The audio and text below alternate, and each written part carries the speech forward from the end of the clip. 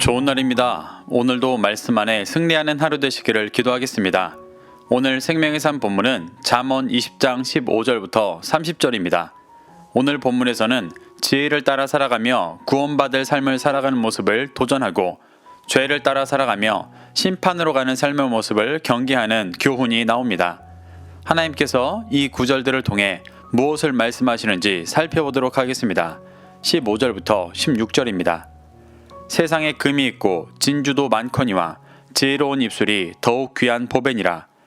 타인을 위하여 보증선자의 옷을 취하라. 외인들을 위하여 보증선자는 그의 몸을 볼모 잡을지니라.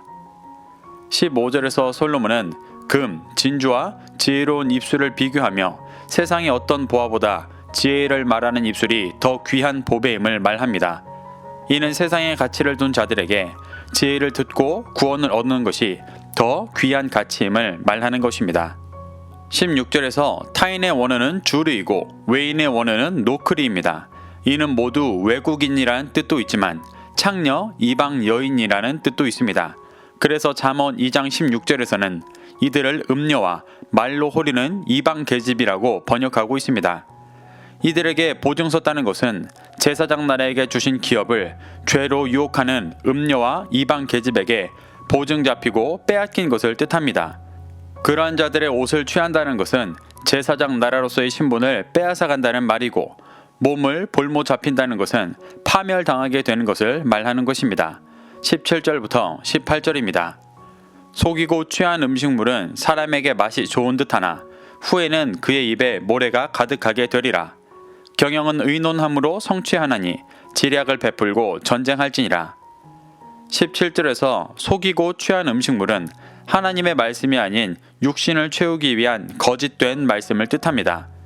이것은 죄에 속해 육신의 것을 추구하는 사람들에게는 맛이 좋은 것 같아 보입니다. 죄를 추구하는 자신의 소망을 옳다고 말해주고 지지해주기 때문입니다. 하지만 그것을 먹은 결과는 입에 모래가 가득한 것처럼 고통스럽게 될 것이라는 것을 말하는 것입니다. 18절에서 의논함의 원어는 애차로, 충고, 조언, 의논이라는 뜻입니다. 이 단어는 솔로몬의 아들 르호보암에게 솔로몬과 함께했던 충신들이 조언할 때도 쓰였던 단어입니다. 경영을 의논함으로 성취한다는 말은 제사장 나라를 경영하는 것은 이러한 충고와 조언을 듣고 해야 한다는 것을 말하는 것입니다. 또한 지략을 베풀고의 원어 타흐불라도 지도, 조언이라는 뜻으로 전반부에 있는 충고를 뜻하는 애차와 같은 것을 말하는 것입니다. 전쟁을 할 때도 제사장 나라로서 이러한 지도와 조언 아래에 하나님의 뜻으로 행해야 한다고 말하는 것입니다. 19절부터 20절입니다. 두루 다니며 한담하는 자는 남의 비밀을 누설하나니 입술을 벌릴 자를 사귀지 말지니라. 자기의 아비나 어미를 저주하는 자는 그의 등불이 흑암 중에 꺼짐을 당하리라. 19절에서 한담하는 자의 원어 라킬은 비방하는 자라는 뜻입니다. 그래서 비방하는 자가 남의 비밀을 누설한다라는 말은 비방하는 자가 타인의 비밀을 함부로 드러내며 구원의 길이 아닌 멸망의 길로 몰아가는 모습을 말하는 것입니다. 제사장 나라는 타인의 죄를 제물의 피로 덮고 구원의 길로 가도록 인도해야 하지만 비방하는 자는 이와 반대로 행하는 모습을 말하는 것입니다. 20절에서 자기의 아비나 어미를 저주한다는 것은 육신의 아버지와 어머니를 저주하는 것을 말하기도 하지만 잠언의 맥락 속에서는 1장 8절에서 아비의 훈계와 어미의 법으로 표현되었던 하나님의 진리의 말씀을 저주하는 것을 말합니다. 그러한 자의 등불이 흑암 중에 꺼짐을 당했다는 것은 그 영혼을 구원으로 인도하던 진리의 빛이 꺼지고 더 깊은 흑암 중에 들어가게 되는 모습을 표현하는 것입니다. 21절부터 22절입니다. 처음에 속히 잡은 산업은 마침내 복이 되지 아니하느니라. 너는 악을 갚겠다 말하지 말고 여호와를 기다리라. 그가 너를 구원하시리라. 21절에서 속히 잡은의 원어 바할은 혐오하다, 탐욕스럽다 라는 뜻입니다. 그래서 처음에 탐욕스럽게 잡은 산업이라는 것은 하나님께서 주시기 위해 준비하신 영원한 기업이 아니라 육신의 소욕으로 취하려 하는 이 땅의 기업을 말합니다. 이는 이스라엘이 처음에 가나안 땅을 기업으로 받았지만 그것은 하늘의 것의 모형이고 궁극적으로 하나님의 나라를 기업으로 받을 자들이었다는 것을 뜻합니다. 하지만 이 땅에 가치를 둔 탐욕으로 가나안을 받은 것에 만족하며 제사장 나라로 살아가지 않는 모습에 대해 말하고 있는 것입니다. 그러한 자는 마침내 영원한 하나님의 나라를 기업으로 받는 복을 누리지 못할 것이라고 말하고 있는 것입니다. 22절에서는 악을 갚겠다고 하지 말고 여호와를 기다리라고 말합니다. 이는 심판은 하나님께서 하시는 것이지 제사장 나라가 할 일이 아니라고 말하는 것입니다. 제사장 나라는 오히려 악이 진리의 말씀 앞에 깨어지고 새롭게 되기를 구하며 영원한 하나님의 나라가 임하기를 구해야 한다고 말하는 것입니다. 23절부터 24절입니다. 한결같지 않은 저울추는 여호와께서 미워하시는 것이요 속이는 저울은 좋지 못한 것이니라. 사람의 걸음은 여호와로 말미암나니 사람이 어찌 자기의 길을 알 수 있으랴.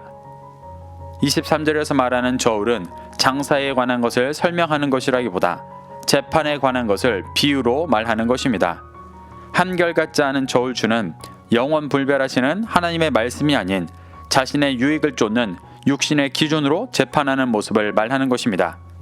이것은 제사장 나라로서 본분을 다하지 않는 악한 일이었기 때문에 여호와께서 미워하시는 일이라고 말하고 있습니다.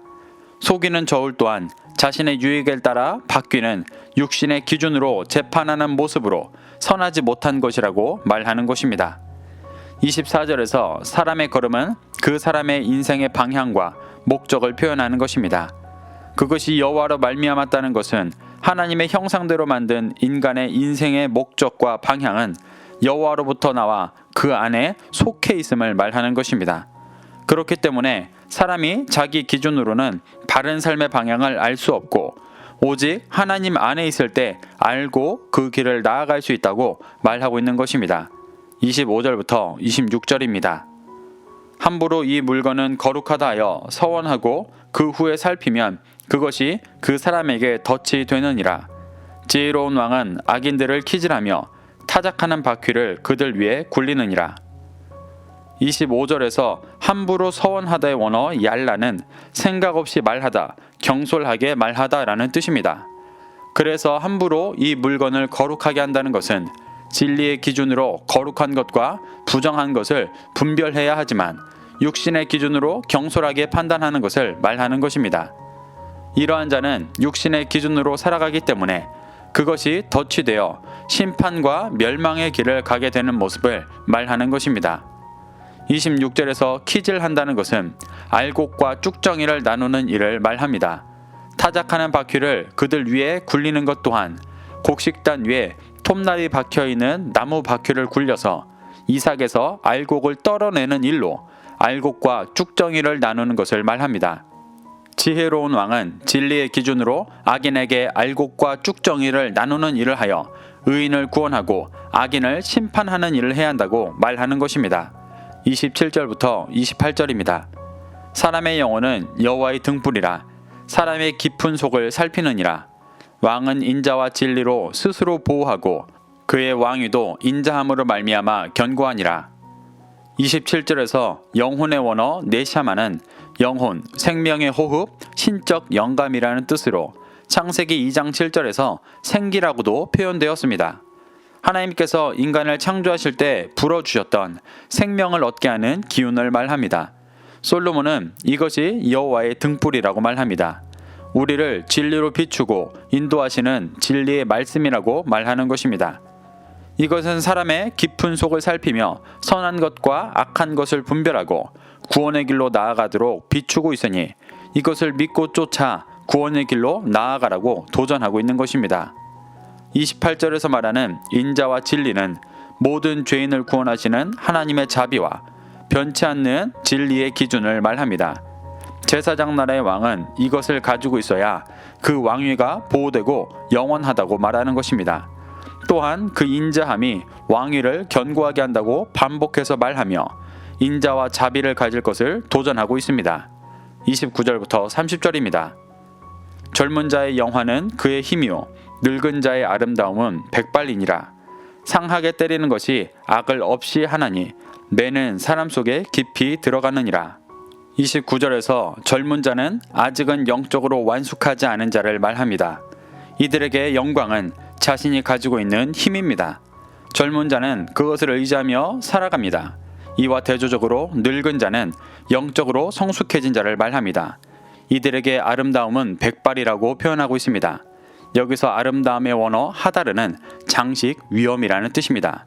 이는 늙은 자의 상징인 백발이 영적으로 성숙한 자가 쓰는 왕관과 같은 장식이고 영적인 위엄을 나타내는 것이라고 말하는 것입니다. 그래서 제사장 나라로서 젊은 자처럼 육신의 힘을 의지하지 말고 영적으로 성숙하여지는 것을 왕관과 같이 써야 한다고 도전하는 것입니다.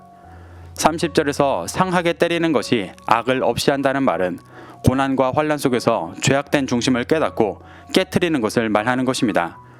이러한 매는 사람 속에 깊이 들어가 그 안에 있는 죄악된 본성을 끄집어내고 깨트린다고 말하는 것입니다.